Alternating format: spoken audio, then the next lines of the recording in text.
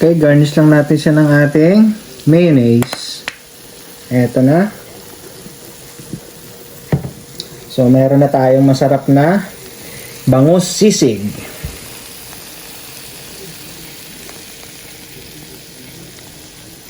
In a sizzling plate. Hello again guys! Welcome again sa aming YouTube channel, Elmer Desiree TV. Una sa lahat, maraming salamat po muli sa inyong patuloy na pagsubaybay sa aming munting YouTube channel. Patuloy po tayong lumalawak na abot ng ating channel dahil sa patuloy niyong pagsubaybay sa aming pagtutok sa aming mga sinagawang mga video at mga content. So maraming salamat po muli. Ngayon, bilang pagsunod po muli sa ating tradisyon, bilang pagsunod sa kautusan ng ating Panginoong Jesucristo para sa Lenten season, ang ating pong mga lulutuin, mga dish ay pag-iwas sa karne. So ang ating bida ng dish ngayon na naman ay ang ating bangos na napaka-versatile. Ito siya. So, ang gagawin natin ay yung ating bangos sisig. Ito. At narito ang ating mga ingredients. Meron tayo ditong salt, pepper, mayonnaise, butter, soy sauce. Pwede rin kayong gumamit ng liquid seasoning. Ito ay nabibili sa mga Asian store o sa mga any supermarket sa Pilipinas. At ang ating mantika na gagamitin natin sa ating pagpipirito ng bangus. So, meron din tayo ditong chili. Meron tayong red at green chili. At ang lemon. Lalagyan din natin siya ng ating carrots para mas masustansya at makulay ang ating bangus sisig. So, simulan natin paghahanda ng ating ingredients sa ating bangus sisig. Pagluto ng ating mga ingredients, simulan natin sa ating bawang. Imimin sa ating itong bawang. Gagamit tayo ng dito mga 2 cloves lang kasi malit lang naman itong ating bangus. Hindi siya yung extra large na size ng bangus. Tama lang ito. So, 2 cloves ang ating kailangan.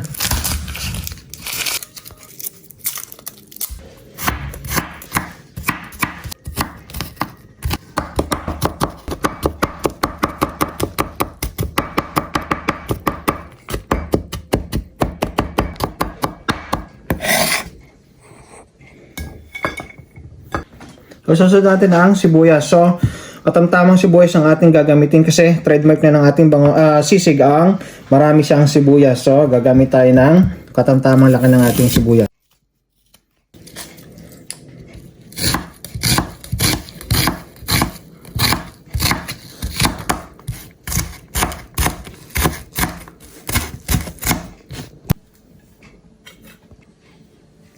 So, susunod natin ang ating chili. Yung chili gusto nyo gamitin. So, kung gusto nyo mas maanghang, feel free to use more chili. Ito ang ating carrot. So, kung ayaw nyo may carrots, okay lang naman. So, gusto ko lang na may ibang variation ng ating bangus sisig.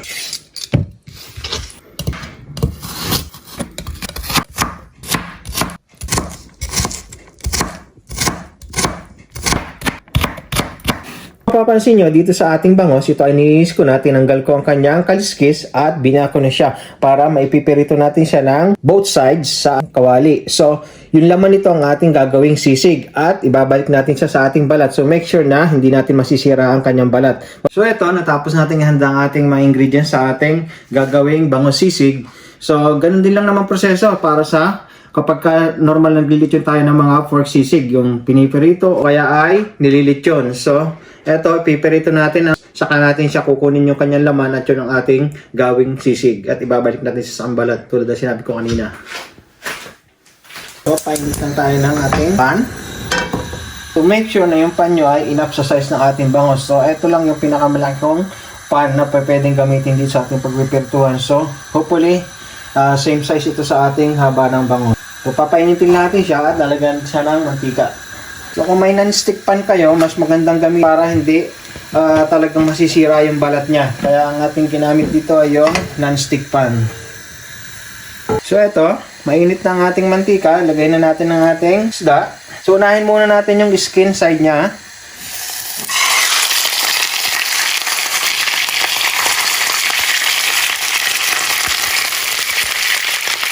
Okay, press down lang natin siya. Medyo nang lalaban itong ating tikat bangus. Kunting manalsik, gawa ng may big to big pa siya. Kahit inano ko na sa suction towel, meron pa rin siyang natitira. Kasi kung frozen itong binibili namin, so dinipros ko lang siya. Kaya sa Asian store namin binibili. So, Indian ang may tindahan ditong malapit sa amin. So mamaya kapag estado na yung inside, ipipit natin siya para itong laman naman ang maluto niya. So ito, pwede na natin baliktarin to.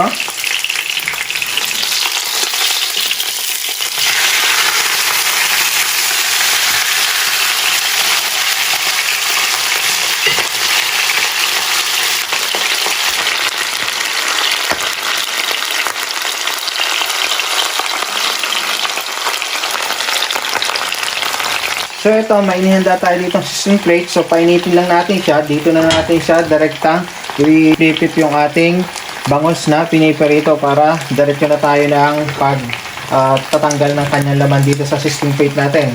So apoyan lang natin siya.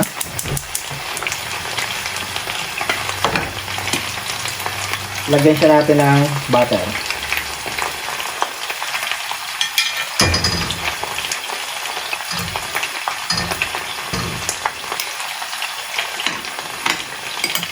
Ito, hindi natin i-overcook ang ating fish. So, pwede na to kasi lulutuin pa naman natin siya. Ito ang ating sizzling plate, pwede rin natin patayin, mainit na siya. At i-flip na natin dito sa ating sizzling plate ang ating bangos na piniritong diretsyo. Ayan.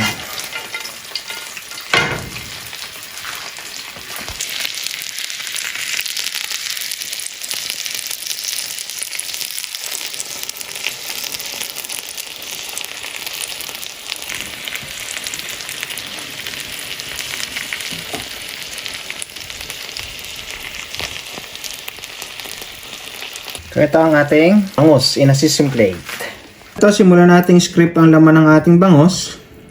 Tulad ng sabi ko, dadandahan natin siya para hindi masira yung balat niya.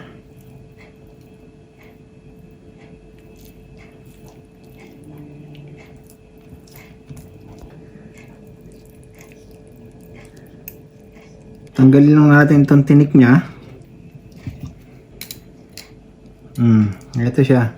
Kaya hindi ko siya tinanggal agad kanina nung bago natin iperito kasi may mga nakadikit na laman. Proceed lang ulit tayo.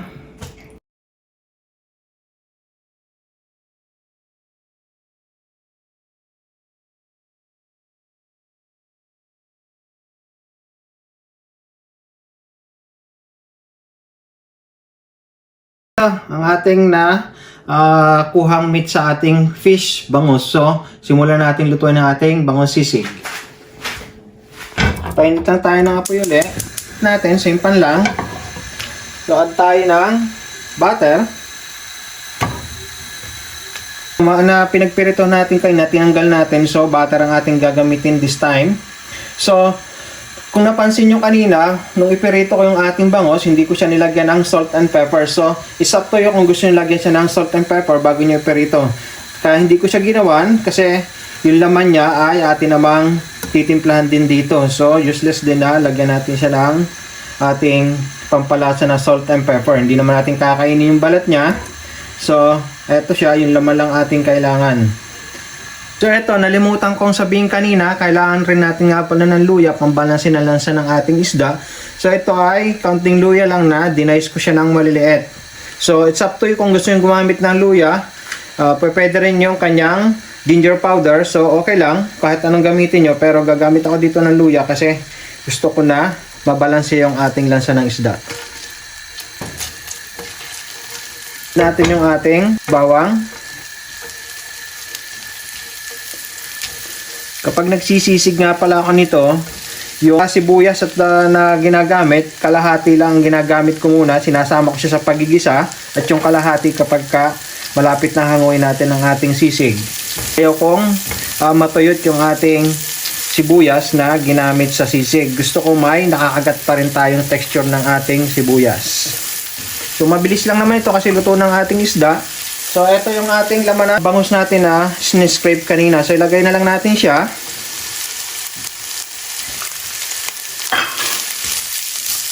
Hinaan lang natin ng apoy kasi medyo malakas siya.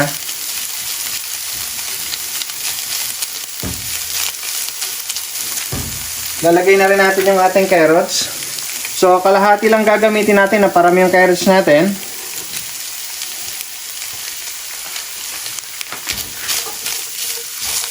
So, titimplahan na natin siya ng ating soy sauce. ang ating ground black pepper, mayonnaise, at yung liquid seasoning. So, depende sa inyo kung gusto nyo gumamit nito. Sasabihin nyo, may toyo na naman, okay na. So, depende nga sa inyo. Pero, gagamit tayo sa ating recipe nito para mas malasa. Maya-maya natin ilalagay yung ating chili. So, halo-haloin lang natin siya. So, kung napapansin nyo, medyo natutusta ang laman ng ating bangus. So, magandang hinahanap natin consistency ng ating bangus sisig. So this time, pwede na natin ilagay yung ating chili.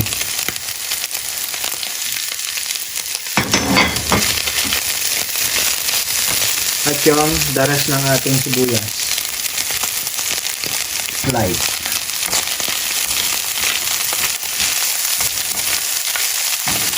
Lagyan lang natin siya ng ating kaunting salt. Dahil ang kulay ng ating bangus sisig, oh.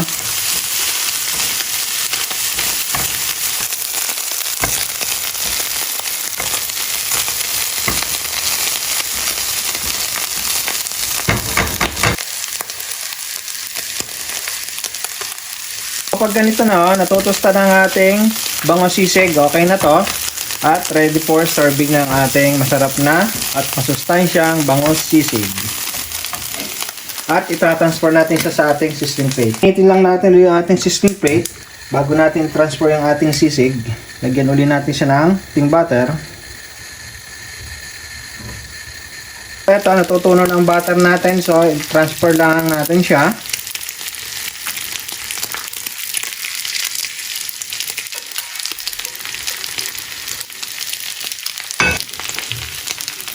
Distribute lang natin ng ating sisig.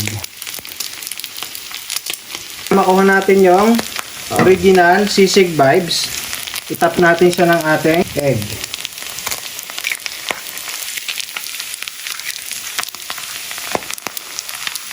Ito ng ating freshly cooked bangus sisig. So, lagyan lang natin sa ating paste ng ating sizzling plate.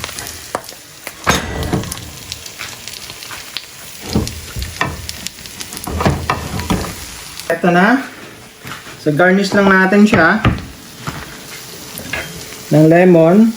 Kaya pwede kayo kapag ka nagluluto, i-garnish na siya ng lemon na, inyong pigan siya. So, gusto ko kapag ka kinakain lang siya, lalagyan natin ng lemon.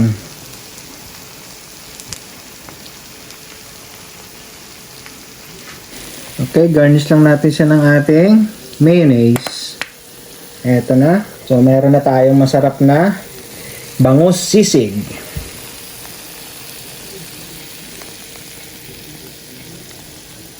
In a sizzling plate. So, ito, husgahan na natin. Tulad natin dating ginagawa, ang ating masarap na bangus sisig.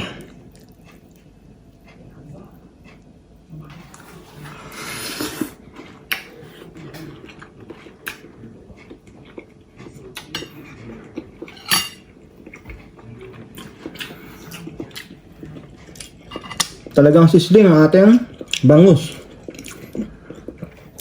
Ang hangya, sarap, linamnam ng ating bangus sisig. Napakasarap niya. So, pwede siyang pang ulam at pang pulutan. Ang ating masustansyang bangus sisig. So, yung carrots na nilagay natin, nagko-complement sa lasa ng ating isda. So, advisable na lagyan nyo siya ng carrots pang filler sa ating bangus sisig.